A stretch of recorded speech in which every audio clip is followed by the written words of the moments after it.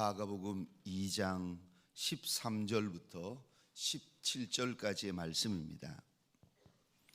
마가복음 2장 13절부터 17절까지의 말씀입니다. 오늘 축복 안수 기도는 1교구 구역장 분들과 성도분들을 위하여 축복토록 하겠습니다. 내일 안수 기도는 2교구 구역장 분들과 성도분들을 향하여 위하여 기도하겠습니다. 마음의 소원을 담아 드려진 예물과 기도의 제목이 있습니다. 우리 하나님께서 일일이 기억하여 주시고 일일이 갚아 주시기를 주의 이름으로 축원합니다. 우리 마가복음 2장 13절로부터 17절까지의 말씀입니다.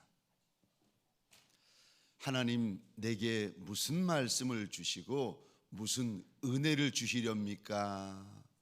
하나님을 향하여 사모하는 마음, 갈급한 마음, 가난한 마음으로 우리 하나님을 향하여 그 마음을 가지고 교도하도록 하겠습니다. 13절을 제가 먼저 읽겠습니다. 예수께서 다시 바닷가에 나가심에 큰 무리가 나왔거늘 예수께서 그들을 가르치시니라. 또 지나가시다가 알페오의 아들 레위가 세관에 앉아 있는 것을 보시고 그에게 이르시되 나를 따르라 하시니 일어나 따르니라. 그의 집에 앉아 잡수실 때 많은 세리와 죄인들이 예수와 그의 제자들과 함께 앉았으니 이는 그러한 사람들이 많이 있어서 예수를 따름이러라. 바리새인의 서기관들이 예수께서 죄인 및 세리들과 함께 잡수시는 것을 보고 그의 제자들에게 이르되 어찌하여 세리 및 죄인들과 함께 먹는가? 17절 함께 읽겠습니다. 예수께서 들으시고 그들에게 이르시되 건강한 자에게는 의사가 쓸데없고 병든 자에게라야 쓸데있느니라. 나는 의인을 부르러 온 것이 아니요 죄인을 부르러 왔노라 하시니라. 아멘. 오늘 본문의 말씀을 가지고 우리 예수님은 죄인을 부르러 오셨습니다 라는 제목으로 하나님이 주시는 말씀과 은혜를 함께 나누기를 원합니다. 우리 예수님은 죄인을 부르러 오셨습니다. 오늘 본문에서 우리 하나님은 저와 여러분들에게 무슨 말씀을 하고 싶어 하십니까? 첫 번째로 예수가 누구인지를 말씀하십니다. 예수가 어떤 분이신지를 우리에게 하나하나 먼저 보여주시고 먼저 들려주시는데 우리 예수님은 어떤 분입니까? 먼저 우리 예수님은 우리를 가르쳐 주시는 주님이십니다. 말씀으로 일일이 가르쳐 주시고 말씀으로 하나하나 가르쳐 주시는 분이 우리 예수님입니다. 그래서 13절입니다. 예수께서 다시 바닷가에 나가심에 큰 무리가 나왔거늘 예수께서 그들을 가르치시니라. 우리 예수님은 우리를 가르쳐 주시는 하나님이십니다. 그런데 무엇을 통하여 가르쳐 주시는가 하면은 말씀을 통하여 가르쳐 주십니다. 사랑하는 성도님들에게 소원합니다. 광야 같은 인생길, 골짜기 같은 인생길을 만나가지고 오도 가도 못하고 갈 바를 알지 못하는 이가 계십니까? 말씀을 통하여 가르쳐 주시는 우리 주인을 만나는 자리가 되어지시기를 주의 이름으로 축원합니다. 사람 만날 생각하지 말고 사람에게 이야기 들으려 하지 말고 내 인생의 처음과 나중을 알고 계시는 하나님의 말씀을 듣는 자리가 되시기를 주의 이름으로 축원합니다. 사람 만나봤자 정신만 혼란스럽습니다. 이 사람 만나면 이 말하고 저 사람 만나면 저 말합디다. 그런데 우리 하나님은요 한마디를 들어도 그 말씀이 답이 됩니다. 주의 말씀은 내 발의 등이요 내 길의 빛이니이다. 사람은 만나면 만날수록 혼란스럽고 사람의 말은 들으면 들을수록 혼미해집니다. 기질 따라 다르고 성격 따라 다르고 남성 여성 또 다르고 아이 어른이 또 다릅니다. 그런데 우리 주님은요 참 신기하죠. 제가 만났던 우리 주님은 한 마디, 한 문장, 한 단어만 들어도 그 문제가 해결이 되더라니까요. 사람의 말을 구걸하는 이들이 아니라 주인의 말씀을 구걸하는 자리가 되시기를 주의 이름으로 축원합니다. 우리 주님이 어떤 분이십니까? 우리를 다 아시는 하나님이십니다. 우리의 앉음도 아시고 우리의 일어섬도 아십니다. 우리의 눈물도 아시고 우리의 상처도 아시고 우리의 탄식도 아시는 주님이십니다.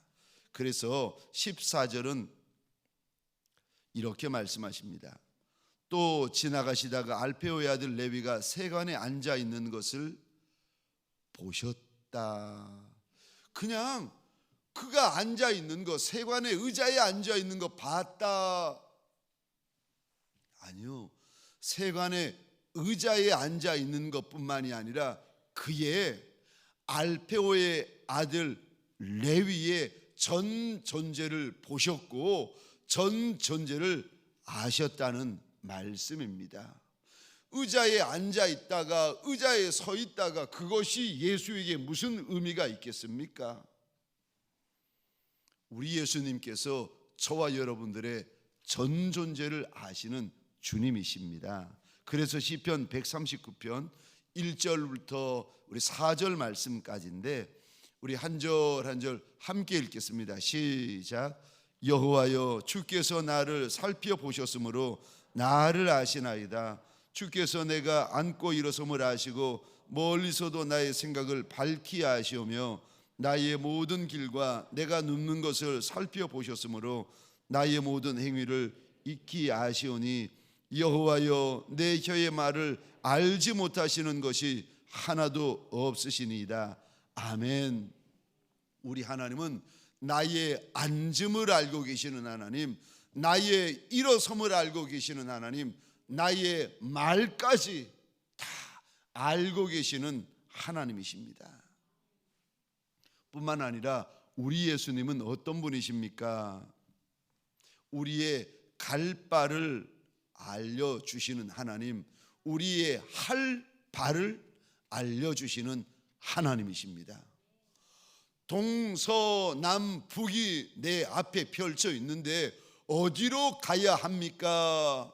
우리 하나님은 갈 바를 일러주시는 하나님, 할 바를 알려주시는 하나님, 할 말을 집어넣어 주시는 하나님이십니다. 그래서 4절에 세관에 앉아있는 레위에게 레위가 무엇을 해야 될지 어떻게 해야 될지를 이렇게 말씀하십니다. 4절 하반절입니다. 그에게 이르시되 나를 따르라 하시니 일어나 따르니라. 레위는 평생 자기가 앉아있는 자리가 내 자리인 줄 알았습니다. 그런데 그 자리가 네 자리가 아니라는 거예요. 너는 예수 따를 사람이지 그 자리에서 돈 계산하고 있을 사람이 아니라는 거예요.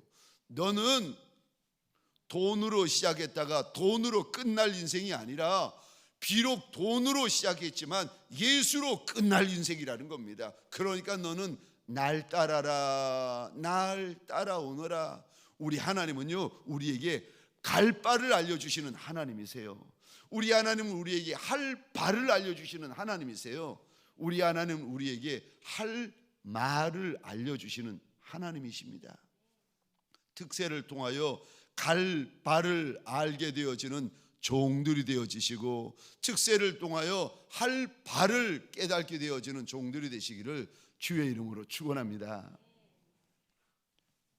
뿐만 아니라 우리 주님은 어떤 분이십니까? 죄인을 부르러 오신 주님이십니다. 17절입니다. 우리 함께 읽겠습니다. 시작. 예수께서 들으시고 그들에게 이르시되 건강한 자에게는 의사가 쓸데없고 병든 자에게라야 쓸데있느니라. 나는 의인을 부르러 온 것이 아니요 죄인을 부르러 왔노라 하시니라. 아멘. 저는 개인적으로 이 부분이 제일 고맙고 감사합니다. 이 부분, 나는 죄인을 부르러 왔다, 이 부분이 저와 여러분들에게 복음 중에 복음이 아니겠습니까? 우리 예수님은 의인을 부르러 오신 주님이 아니라 죄인들을 부르러 오신 주님이십니다. 저는 개인적으로 내 주인 되시는 이가 죄인들을 부르러 오셨다라는 이 한마디의 문장, 이 한마디의 말씀을 대할 때에 제 마음이 많이 미워집니다. 고마워서 마음이 미워지고 감사해서 제 마음이 많이 미워지고 뿐만 아니라 죄인을 위하여 와주신 우리 주님 앞에 미안하고 죄송하고 황송해서 제 가슴이 많이 미어집니다. 염치가 없어서 가슴이 미어지고 예수 외에, 예수가 십자가에서 달려 죽으시는 것 외에 다른 방법이 없는 것을 알아 주님 앞에 죄송하고 미안하고 너무 염치가 없어서 나는 죄인을 부르러 왔다라는 이 한마디의 문장 앞에 제 마음이 저는 많이 미워집니다. 그래도 저는 나는 의인을 부르러 온 것이 아니라 죄인을 부르러 왔다라는 주님의 이 말씀 앞에서 너무 고맙고 너무 감사합니다. 근데 여러분, 죄인에게는 두 종류의 죄인이 있는 거 아십니까? 한 종류는요, 겉도 죄인이고 속도 죄인입니다. 두 번째 죄인이 있는데 이 죄인은요, 겉은 의인인데 속만 죄인입니다. 첫 번째로 겉도 죄인, 속도 죄인들이 있습니다. 누가 그런 인생인가? 세리, 창기, 죄인들이 바로 그런 인생입니다. 그들은요, 겉도 죄인이고 속도 죄인입니다. 누가 그들에게 이 죄인아 라고 말을 하면 그들은 꼼짝을 못합니다. 반박을 못해요. 대꾸를 못합니다. 왜냐하면 이들도 자기가 죄인인 것을 이미 알고 있기 때문에 그렇습니다. 세리 보고 이 세리야라고 말을 하는데 무얼 성을 내겠습니까? 창기 보고 이 창기야라고 이야기를 하는데 무얼 기분 나빠하겠습니까? 죄인 보고 이 죄인아라고 손가락질 하는데 무얼 화를 내고 무얼 자존심 상해하겠습니까? 세리는 누가 말하지 않아도 자기가 세리인 줄 압니다. 창기는 누가 뭐라 그러지 않아도 자기가 창기인 줄 압니다. 죄인은 누가 굳이 알려주지 않아도 이미 자기가 죄인인 줄 알고 있습니다. 그래서 이들은 성전에 올라와서도 복음서에 보면 절대로 성전 앞으로 달려 나오지 않습니다. 성전 뒤편 기둥 뒤에 숨어가지고 감히 하늘을 향하여 머리를 들 수 없어서 고개를 숙입니다. 그리고는 가슴을 치면서 하나님 앞에 이렇게 기도를 합니다. 하나님, 나 좀 불쌍히 여겨 주옵소서. 내가 죄인이로소이다. 그런데 또 다른 종류의 인생이 있는데 겉은 의인인데 속만 죄인인 인생들이 있습니다. 바리새인들이요. 이들은 겉은 의인인데 속은 얼마나 악한 죄인들인지 모릅니다. 이들은 세리를 멸시하고 창기를 멸시하고 죄인들을 멸시합니다. 이들은 하나님 앞에서 이런 고백을 합니다. 하나님, 내가 저기 저 세리와 같지 않고 저기 저 창기와 같지 않고 저기 저 죄인과 같지 않은 것을 감사하나이다. 나는 일회에 2번씩이나 금식하고 나는 소득의 11조를 드리나이다. 자기는 죄인이 아니라는 거예요. 자기는 의인이라고. 저기 저 죄인들과 같지 않은 것을 감사하나이다. 하나님 앞에 고백을 하는데, 정작 하나님이신 예수님이 이 땅에 오셔서 이런 말씀을 하십니다. 나는 의인을 부르러 온 것이 아니라 죄인을 부르러 왔다. 우리 주님은 죄인을 부르러 오신 주님이십니다. 왜 우리 주님은 그 좋은 의인을 놓아두고 죄인을 부르러 오셨습니까? 17절 다시 보겠습니다. 왜 우리 주님은 그 좋은 의인을 놓아두고 죄인을 부르러 오셨는가? 17절 제가 혼자 다시 읽겠습니다. 예수께서 들으시고 그들에게 이르시되 건강한 자에게는 의사가 쓸데없고 병든 자에게라야 쓸데있느니라. 나는 의인을 부르러 온 것이 아니요 죄인을 부르러 왔노라 하시니라. 건강한 자에게는 의사가 필요 없다는 말입니다. 건강한 자에게는 의사에게 도움을 구하지 않는다는 말입니다. 그런데 병든 자, 상한 자, 찢기어진 자, 꺾인 자들에게는 반드시 의사가 필요합니다. 레위기 13장에 보시면 하나님께서 모세에게 이상한 말씀을 하십니다. 무슨 말씀을 하시는가? 레위기 13장에 보면 이런 말씀이 기록이 되어져 있습니다. 모세야, 만일 사람의 몸에 나병이 바라면 그 사람을 제사장에게로 데려가라는 겁니다. 그리고는 제사장이 그 사람의 몸을 살펴보고 털이 희었던지 몸이 우묵하여 나병이 발했으면 그 사람을 부정하다고 해라.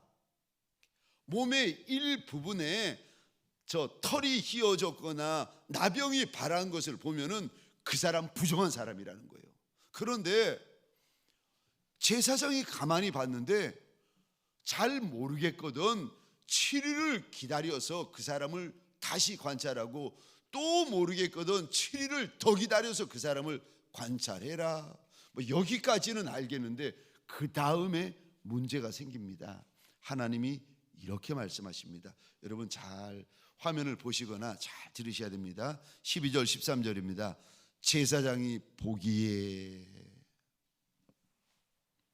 나병이 그 피부에 크게 발생하였으되 그 환자의 머리부터 발끝까지 퍼졌으면 그가 진찰할 것이요 나병이 과연 그의 전신에 퍼졌으면 그 환자를 정하다 할지니 다 희어진즉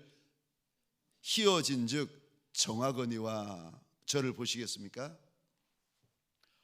몸에 나병이 조금 났으면 그는 부정한 거예요. 그런데 몸에 나병이 머리끝에서부터 발끝까지 다 퍼졌으면 그는 깨끗하다 해라. 아니, 나병이라는 병이 몸에 조금 있으면 부정한 거고 나병이라는 병이 몸에 다 퍼져가지고 머리에서부터 발끝까지 나병 천지면 그 사람은 깨끗하다고 해라. 이상하지 않나요? 아니, 조금 나병이 발했으면 부정했으면 나병이 온몸에 퍼졌으면 더 부정해야 되지 않나요? 길 가다가 저 흙탕물이 옷에 튀었으면 더러운데 흙탕물이 완전히 뒤집어 써버리면 더 더러운 거잖아요. 아멘.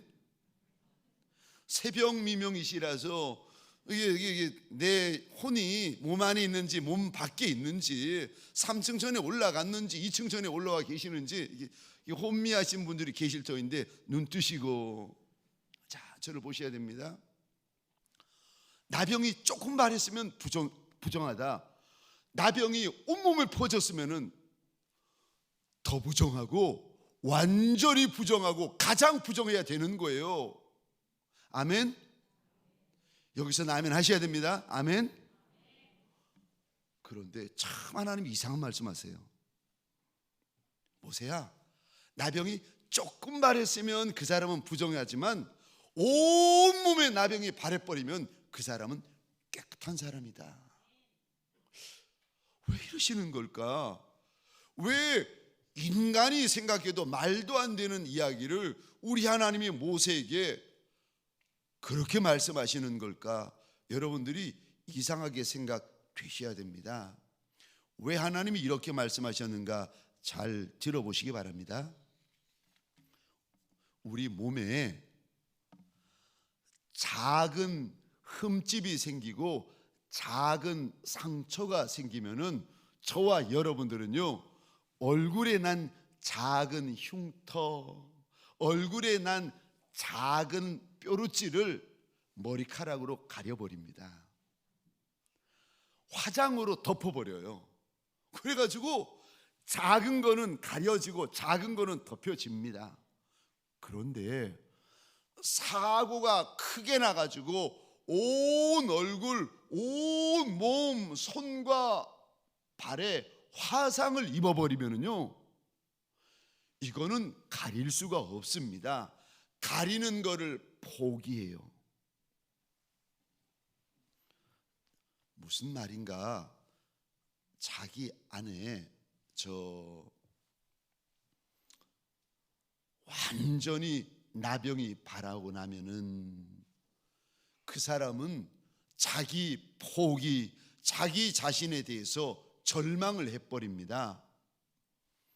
이런 사람은 온전히 하나님을 의지합니다. 그런데 조금 나병이 발한 사람은 나병을 감춰요. 조금 나병이 발한 사람은 나병을 숨겨요. 이 사람은 온전히 하나님을 의지하지 않습니다. 자기 자신에 대하여 절대 절망을 해야 예수에 대하여 절대 소망을 가지고 예수에 대하여 절대 믿음을 가지죠. 땅에 대하여 절대 포기하고 절대 절망해야 천성을 향하여 절대 소망을 가지죠.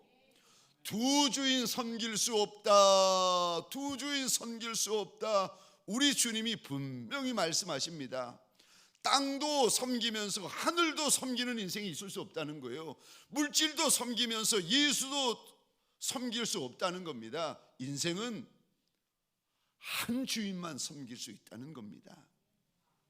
내 안에 생각하기에 내 안에 의로운 것이 조금이라도 있고 선한 것이 조금이라도 있고 거룩한 것이 조금이라도 있다고 생각하는 이들은 나의 작은 의로움, 나의 작은 거룩함을 의지하고 있기 때문에 예수의 십자가 보혈의 은혜를 100% 의지하지 않는다는 거예요. 그런데 내가 100% 세리고 내가 100% 창기 맞고 내가 100% 죄인 맞다고 고백하는 이들은, 다시 말해서 자기의 의, 자기의 거룩함, 자기의 선함에 대해서 100% 절망한 이들은 예수를 100% 붙든다는 거예요. 그런데 작은 의가 어슴푸레하게 좀 남아있고 작은 선함이 어슴푸레하게 좀 남아있고 작은 거룩함이 어슴푸레하게 남아있는 인생들은 그 아무것도 아닌 의, 아무것도 아닌 거룩함, 아무것도 아닌 자기 선함을 붙들고 예수의 십자가의 보혈의 은혜를 의지하지 않는다는 것입니다. 그래서 100% 몸에 나병이 발한 이들을 가리켜 우리 하나님이 그는 정하다, 그는 깨끗하다 말씀하시는 것입니다. 사랑하는 성도님들에게 소원합니다. 8번째 날, 저는 이 말씀 앞에서 참 어젯밤에 마음이 많이 아프고 참 많이 마음이 미워졌습니다. 하나님 앞에서, 이 말씀 앞에서 눈물을 참 많이 쏟으며, 하나님, 내 안에 1%도 선한 것이 없는 것을 고백합니다. 1%도 거룩한 것이 없는 것을 고백합니다. 1%도 착함이 없음을 내가 고백합니다. 내가 100% 세리입니다. 내가 100% 창기 맞습니다. 내가 100% 죄인 맞습니다. 예수 외에는 답이 없는 인생이 내가 맞습니다. 예수 외에는 소망 없는 인생이 바로 납니다. 저는 이 말씀, 오늘 마가복음 2장에 이 말씀을 펴놓고 하나님 앞에서 참 많이 고백했습니다. 남은 나를 어찌 보든지 간에 날 아시는 이가 내 하나님이시라. 불꽃 같은 눈동자를 가지고 계시는 내 하나님 앞에 내가 무엇을 감추고 숨기리이까? 하나님, 내가 세리가 맞고 창기가 맞고 내가 죄인 중에 괴수가 맞습니다. 예수 외에는 내가 소망이 없고 예수 외에는 희망이 없고 예수 외에는 답이 없는 인생이라는 거, 하나님, 내가 정말 맞습니다. 나 좀 살려달라고, 죄인을 위하여 부르러 오신 그 주님 때문에 내가 살 수 있는 것을 믿는다고 나 좀 살려달라고 하나님 앞에 얼마나 고백했는지 모릅니다. 저와 여러분들에게 소원합니다. 정말 저와 여러분들 100% 세리인 거 주님 앞에 고백하시겠습니까? 정말 저와 여러분들의 100% 창기인 것을 고백하시겠습니까? 정말 저와 여러분들이 우리 주님 앞에서 내가 100% 죄인 중에 괴수라는 거 정말 고백하시겠습니까? 토를 달지 않고 설명하지 않고 뭔가 자꾸 이유 달지 않고 100% 하나님, 나 100% 죄인 맞습니다. 100% 죄인 중에 괴수 맞습니다. 예수 외에는 내가 구원받을 것이 아무것도 없는 100% 죄인 맞습니다. 소원합니다. 이 고백이 죄인을 부르러 오신 예수 앞에서 저와 여러분들이 내려놓는 정직한 고백이 되어지시기를 주의 이름으로 축원합니다. 내가 100% 죄인이라, 내가 100% 창기라, 내가 100% 세리라. 바리새인들이 그렇게 멸시하는 그 죄인이 나고, 바리새인들이 그렇게 비웃던 창기가 나고, 바리새인이 그렇게 싫어했던 세리가 하나님 납니다. 주님 앞에서 정직히 고백하는 새벽이 되어지시기를 주의 이름으로 축원합니다. 그래야 예수 만날 수 있습니다. 왜요? 예수는 죄인 부르러 오신 예수이기 때문에 그렇습니다. 나한테 조금이라도 내가 내세울 수 있는 선함과 의로움과 거룩함과 착함과 선행이 있다고 생각하는 순간 우리는요, 직분은 어떻게 가질 수 있어도 예수는 만날 수 없습니다. 평생에 예수 만나 본 적이 없는 분이 우리 가운데 계십니까? 이전에 내가 예수를 만났는데 지금은 내가 예수 만나본 적이 없습니다 하는 분이 계십니까? 예수 만나는 새벽이 되시기를 주의 이름으로 축원합니다. 우리가 정말 100% 죄인, 100% 창기, 100% 세리인 것을 믿으신다면 저와 여러분들이 어떻게 해야 되는가? 이 단어에 동그라미를 그려주시겠습니까? 15절입니다. 오늘 본문, 세리와 죄인들이 예수와 그 다음에 함께. 참, 하나님께서 자꾸 반복하시는 단어가 있는데 16절 또 보시겠습니까? 동그라미를 그려주시겠습니까? 예수께서 죄인 및 세리들과 함께. 16절 하반절입니다. 세리 및 죄인들과 함께. 세리가 살 수 있는 길을 일러주시고, 창기가 살 수 있는 길을 일러주시고, 죄인이 살 수 있는 길을 일러주시는데 예수와 함께하면 산다, 예수와 함께하면 된다, 예수와 함께하면 기회가 있다, 예수와 함께하면 내일이 있다, 예수와 함께하면 약속이 있다, 예수와 함께하면 천성이 있다. 우리 하나님께서 오늘 본문을 통하여 일러주십니다. 세리 가운데 세리라 할지라도, 창기 가운데 창기라 할지라도, 죄인 가운데 죄인이라 할지라도 예수와 함께하면 답이 있는 인생인 줄 믿으시기 바랍니다. 오늘 예수와 함께하는 한날이 되시기를 주의 이름으로 축원합니다.